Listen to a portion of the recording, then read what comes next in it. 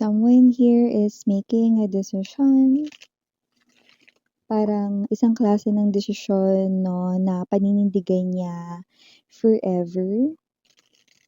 Like, isang desisyon na parang isang promise na hindi niya rito babaliin forever. So, let me take a look at that part 'no. Because ang nafe-feel or naba-vibe ko rito from the energy ng person na ito is like, this person here ay super willing to do this. Like, wala talaga dito makapipigil sa kanya, no? So, let us see. Let us see.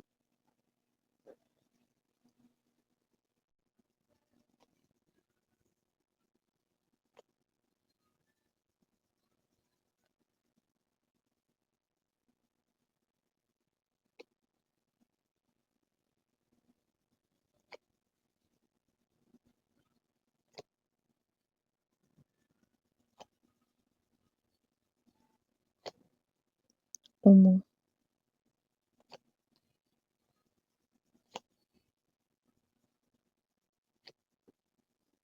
Oh.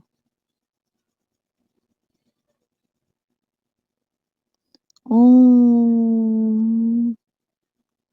Oh, yeah.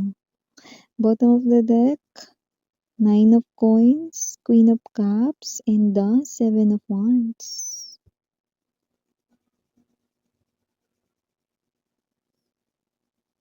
Hindi lang isa yung taong nagmamahal sa'yo rito, sweetheart. Dalawa sila. But with a strong moon right in here, this person, no, pinipili niya rito na itago ito sa inyo. Okay? Wala ritong third party or whatever, no?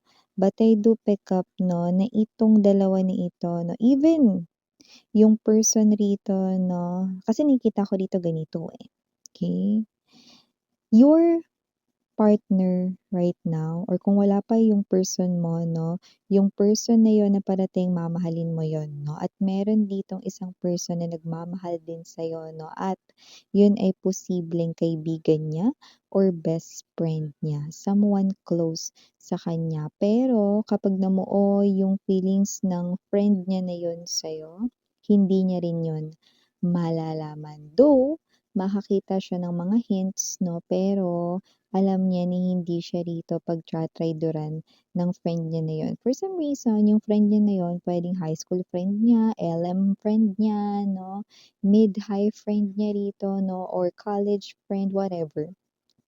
I do see 'no, na ang turingan nilang dalawa 'no, ay parang kajook or family. So, kung sino man 'tong, nakikita ko dito 'no, na dalawang taong nagmamahal sa'yo, sila ay mabubuting tao, okey? Wala akong nakikitang mga energies na patapon ng energies nila, wala akong nakikita na mga energies 'no, na parehas ka nilang sasaktan. So, ibig sabihin kung ikaw ay single ngayon, pasok pa rin sa banga ang energy mo rito, bakit? Kasi nakita ko rito yung iba na with the presence of Two of Wands 'no, parating pa lang itong new person na ito sa life ninyo. Pero yung iba ka-connect niyo na like boyfriend niyo na ito, girlfriend niyo na ito 'no, and yung kanya ritong friend 'no, ay kasalukuyan na rin ditong, minamahal or nafo-fall na sa iyo. Whether this person here is already in your life or wala pa, ibig sabihin kitang-kita kong malinaw na malinaw sa sikat ng araw na dalawang tao ang nagmamahal sa'yo. Oh, grabe. So, bago natin 'no, pag-usapan ito more, batiin muna natin ang lahat. Hi and hello there everyone, my name is Yan. Welcome new subscribers, returning Eastern buyers, thank you sa inyong walang sawang love and support for me. Puyaters, thank you so much. At kung di niyo pa alam, meron pa tayong other channel, link ay down below sa description box. So, if interested, just click that link para makapunta kayo there. Araw-araw ay nag-a-upload tayo ng collective readings for all signs doon. At yun natin, gender dito, babae, lalaki, LGBT. Everybody ay welcome. Possible mag-switch ang mga roles kasi general reading po ito. And at the end of the day, lahat ay may free will, no? You hold your free will with you, no? Free mong gamitin yan anytime, anywhere, no? Pick up lamang yung mga mensahe na nag-resonate or kumokonect sa'yo. okay? Leave the rest behind kasi baka yun ay for other viewers, okay? At timeless tayo dito. When we say timeless, no, aside from kahit na anong zodiac sign mo, welcome ka rito, no? Please do know na wala tayong time period dito. Ibig sabihin, yung iba sa inyo tapos nangyari na ito. Sa iba nangyayari na po ngayon, sa iba mangyayari pa lang. Kaya naman, just take only what resonates. So here, I do see that dalawang tao ang nagmamahal sa'yo rito, no? Hindi mo yun alam, hindi rin yun alam ng person mo rito, no? Pero nakikita ko na every time na tinitingnan ka niya, magkahalong tuwa at lungkot, no? Yung friend, yung kaibigan, every time na tinitingnan ka niya, with this Four of Cups energy, Two of Cups right in here, no?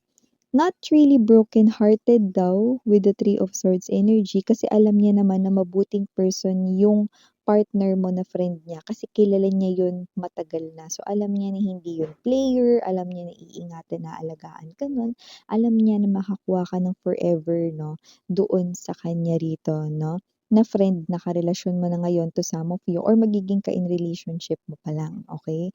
Alam niya yon. Kaya, hindi talaga siya dito totally broken-hearted pero sad. Siyempre kasi gusto niya, 'di ba, na siya yung mahal mo rito, 'no. Nakikita ko rito na ito ay kanyang itatago with the Four of Coins energy, 'no. Pero nakikita ko rito na itong tao na 'to, 'no, ay with the King of Cups, no, this person here, 'no, talks sa kanya ritong thoughts or sa kanya ritong mind, 'no, frequently. So, ibig sabihin madalas niya ritong kausap yung sarili niya kasi nga naman kung kakausapin niya ikaw 'no or yung, person mo 'no na kaibigan niya rito siyempre hindi niya yun magagawa. Lalo na may plano itong person na 'to na ilihim lang ang kanya ritong nararamdaman sa'yo for life. Ay, for life miss yan? Ililihim niya for life habang buhay? Oo, paulit-ulit. For life 'no, habang buhay niya ng balak ilihim 'no, hindi niyo na malalaman 'no, na may gusto siya sa'yo or mahal ka niya 'no, at hindi rin 'yun malalaman ng partner mo na friend niya 'no, na may gusto siya sa'yo rito para hindi magkaroon rito ng gulo or ilangan 'no. You know that awkward feeling, yun ang iniiwasan niya rito, okay? But this person here knows that he or she can't stop himself or herself 'no, from falling deeply in love with you, okay? Are you getting my point? So, ibig sabihin itong tao na 'to 'no, ay nakikita natin dito na minamahal ka silently at nakikita ko rin dito na dahil wala siya ritong ibang mapagsabihan ng kanya rito kahit sa iba pa niyang mga friends kasi you know, alam mo naman itong person na 'to may pagka-sensitive tsaka ayaw niya rin na may ibang nakakaalam ng kanya ritong lihim lalo na sa kanyang emotions kasi baka ito ay masabi ng iba 'no, makuwento mga ganyan. So yun yung iniiwasan niya na makarating sa'yo or makarating sa person mo rito. Uulitin ko lang, I repeat, yung iba sa inyo 'no, puwedeng ang person na ito 'no, ay yung iba single pa kayo ngayon 'no, pero yung darating sa inyong new person na ganitong-ganito yung mangyayari sa inyo, okey? Mamahalin ka nilang dalawa. Yung nakikita ko dito. Okay? So, lumalabas rin dito, babe, no, na kung sino man 'tong friend na ito, no, ay nakikita ko rito na nasasabi niya naman sa sarili niya rito na hindi pa rin siya talo dahil maaalagaan ka naman niya habang buhay, mababantayan ka naman niya. Yun nga lang, bilang kaibigan or bilang, kaibigan ninyong dalawa ng partner mo ano. So, yun ang nakikita ko dito. Oh, that's so sad 'no, sa part niya rito 'no, at nakakaloka with this Seven of Cups energy in reverse and the Nine of Coins. You know what that means 'no? Tas nandito pa itong, King of Cups at ano, okey? Kumbaga sa bingo mga babes 'no, kitang-kita ko rito 'no, na talagang bina-blackout niya rito ang daanan 'no. Willing po siyang maging single habang buhay 'no, at na-realize niya dito na hindi naman talaga siya as in talagang, talo sa sitwasyon na 'to with the Six of Wands energy kasi mababantayan niya yung babaeng minamahal niya or lalaking minamahal niya 'no, kahit na hindi mo yun nalalaman. Oh, see? So this person here ay willing to take care of you, willing to protect you, okay? Kahit na bilang isang kaibigan lang ninyong dalawa ng true person mo. Ibig sabihin, kung meron talaga diyan sa paligid ninyo 'no, na handang maging single ta's hindi sinasabi kung bakit 'no, sinasabi lang wala lang talaga siya ritong parang, um pakialam ngayon sa love, hindi niya priority yun, 'no? Pero yun nga 'no, ang tagal-tagal niya na ritong parang single or parang sinasabi niya sa inyo rito na, "Okey lang naman maging single ako," or whatever 'no, 'yan. Kasi iba sa inyo rito parang, nakikita ko rito na hinahanapan niyo rin siya ng parang, partner, mini-meet niyo rin siya sa ibang, individuals 'no, pero wala talaga. Kasi nga kayo yung gusto niya. Pero walang balak manggulo sa inyo ng person mo. Alam mo alam mo may message dito 'no with the Two of Wands energy,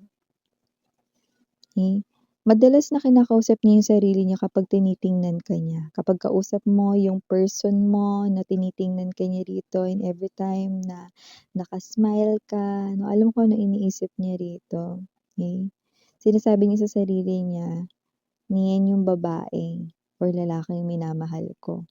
Pero she's in love with my friend. Oh, or he's in love with my friend. Oh. Ay, kakaloka 'no. Hindi niya kasi daw kaya magmahal or ibaling sa iba ang feelings and emotions niya for you. These feelings and emotions ay far from vanishing or disappearing sa kanyang energy. Like, there's no way that this person here, no, ay makakalimutan niya ang feelings niya for you. So, willing siya rito maging single, maalagaan ka, bantayan ka, no, at alam niya rin dito na hindi siya talo dahil good person rin naman yung friend niya na karelasyon mo. Pero it looks like the universe wants you to know right in here, no, that there's two persons, no, na pumuprotekta at nagmamahal sa'yo. Not just one, but dalawa sila. Ote. Kaya pala miss yan. Yes, yung iba sa inyo with the Queen of Cups energy, kaya pala miss yan. Parang minsan, ewan ko, pero minsan nakakaisip ako na di kaya may gusto sa akin 'to or whatsoever 'no. Yeah, you're right, okay. But this person here ay, iniiba niya yung direksyon ng usapan or nililigaw ka niya rito kasi nga, okay, alam niyang mabilis kang pumikap at, malakas ang pakiramdam mo. Okay. Pero sinasabi niya, "Hindi, wala akong, gusto sa'yo or whatsoever," 'no. Sinasabi niya 'yun sa ibang paraan, 'no, na gano'n. Pero yung totoo, this person is willing to protect you, protect the woman or the man he or she loves even though you are in love with his or her friend or best friend. Ay go ay. Oh. Pero siyempre hindi naman puwedeng dalawa yung mahalin mo, 'di ba? Pero dalawa sila rito 'no, na nakikita ko mga babes na nagmamahal sa'yo, Alam mo dalawang tao yung nakikita ko ritong makakasama mo habang buhay. Yung isa, tahimik lang na nakabantay, nagmamahal in silence sa'yo at yung isa 'no, ayun nga 'no, yung person mo rito na yun talaga yung taong mahal mo. At saka alam rin ng person na 'to with all due respect 'no, na mahal mo yung friend niya. So, hindi siya talaga makikigulo rito at alam niya na mabuting tao yung friend niya. So, alam niya na aalagaan ka rin nun, okey? So, nakikita ko rito 'no, that you will always be like a family dito. So, parang gusto niya ng makuntento sa gano'n. Hindi rin niya kaya magmahal ng iba. So, hayaan mo na lang siyang maging single siya rito. Yeah. Oh, so for the initials reading here, yes, we do have alam mo yung pain na naramdaman ko 'no, nung nakita ko sa thoughts niya rito habang nakatingin siya sa'yo, okey? It's like kinakausap niya yung sarili niya that this is the girl or the woman that I love, but she is in love with my friend. Oh! Ang kirot talaga. Yung kirot naramdaman ko talaga sa energy niya. Super. Okay. Initials, yes, we do have. So we have right in here capital letter M, capital letter J, capital letter K, capital letter E, capital letter N. For other letters might not be capital, we have small letter N, small letter K. We also have here U, and last but not the least, we have the letter P. Yeah. So, ito yung mga mensahe right here for you guys. Again, I'm Juliana on Me for the Girls saying Hannah, do not for the boys. Sarang ngayon, love and light. Annyeong.